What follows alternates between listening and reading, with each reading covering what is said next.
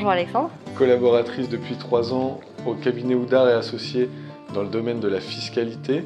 Je vais te poser une première question. Pourquoi s'intéresser à la fiscalité des groupements aujourd'hui ?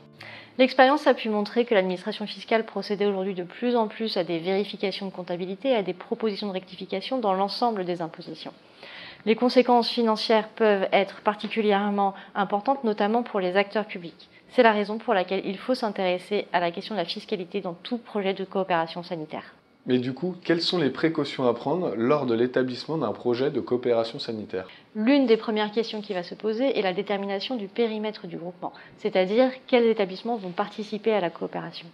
À titre d'exemple, le Code général des impôts prévoit l'exonération de TVA des services rendus par un groupement à ses membres sous certaines conditions. L'une de ces conditions réside dans l'activité des membres. Ceux-ci doivent avoir majoritairement une activité hors champ ou exonérée de TVA.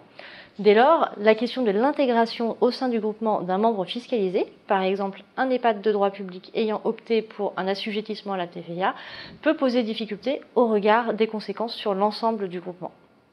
Mais du coup, est-ce que l'ensemble des activités peuvent être touchées par une coopération ? Actuellement, l'administration considère que certaines activités dites accessoires, telles que la blanchisserie ou la restauration collective, présentent un caractère concurrentiel et sont donc imposables. Or, le Conseil d'État a pu juger que les exonérations d'impôts sur les sociétés dont bénéficient certaines personnes au titre de leur activité personnelle ne s'étendent pas à la quote-part qui leur revient dans le résultat du groupement. En d'autres termes, un établissement membre pourra devenir débiteur d'une imposition à laquelle il n'aurait pas été assujetti si l'activité avait été réalisée en interne. Alors moi, j'ai une dernière question. Quelle va être ton activité dans ce domaine au sein du cabinet Oudart et Associés ? Le cabinet Oudart et Associés propose à ses clients tant des prestations de conseil que de contentieux.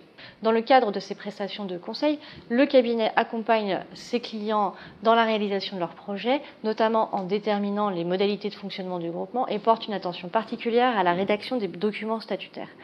Dans le cadre de ces activités contentieuses, le cabinet accompagne ses clients tout au long de la procédure, que ce soit lors du contrôle de comptabilité ou lors de la saisine éventuellement nécessaire du conciliateur fiscal ou des juridictions. Merci Liselotte. De rien Alexandre. À bientôt dans une prochaine vidéo.